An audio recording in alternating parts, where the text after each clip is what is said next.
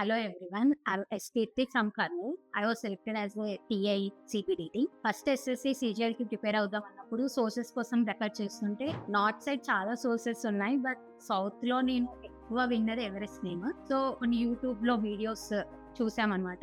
ఎలా ఉంటుంది మొత్తం కోచ్ క్లాసెస్ బ్యాచ్ అనేది. అప్పుడు చూసినప్పుడు నాకు బాగా అనిపించింది. ప్లస్ ఆన్లైన్ నాకు కావాలి, సో ఆన్లైన్ కూడా ఉంది. నేను ఆన్లైన్ జాయిన్ అయిన తర్వాత స్టార్టింగ్ క్లాసెస్ విన్నప్పుడు నాకు చాలా అంటే స్టార్టింగ్ జిఎస్ మీద ఫోకస్ చేయకుండా మనం మ్యాథ్స్, రీజనింగ్ మీద ఎక్కువ ఫోకస్ చేస్తాం కదా. ఆ సబ్జెక్ట్స్ ఎలా అవుతున్నాయి అని చూసినప్పుడు చాలా మంచిగా అనిపించింది. సో నేను ఇందులోనే కంటిన్యూ చేశాను. అలానే ఎవరెస్ట్ ని చాలా ఇంపార్టెంట్.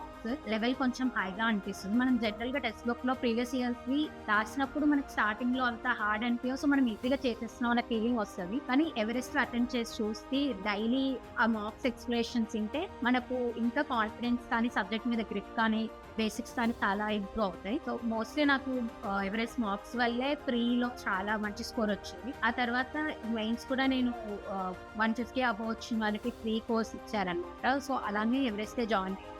జిఎస్ మాత్రం మనకి ఒక్క దగ్గర వింటే మనకు అర్థం కాదు, ఇంత సరిపోతుందా లేదా అన్న కన్ఫ్యూజన్ ఉంటుంది. కాన్ఫిడెంట్ గా ఏ సోర్సెస్ అయితే సెలెక్ట్ చేసుకుంటే వాటి మీద కంప్లీట్ గా డిపెండ్ అయిపోవడం బెటర్. Mostly PYQ series. ఇంకా నా సజెషన్ ఏంటంటే ఫ్యూచర్ ఆస్పిరెంట్స్ కి మీరు ఏ సోర్సెస్ సెలెక్ట్ చేసుకుంటే వాటిని బిలీవ్ చేసి మీ స్ట్రాటజీని మధ్యలో డేకి ఒక స్ట్రాటజీ, వీక్ ఒక స్ట్రాటజీ అంటూ స్ట్రాటజీస్ చేంజ్ చేయకుండా ఆ స్ట్రాటజీని కంటిన్యూ చేస్తే ఫస్ట్ అటెంప్ట్ లో మనం ఏదో ఒక పోస్ట్ తెచ్చుకోవడం అయితే చాలా ఈజీ థింగ్. Thank you.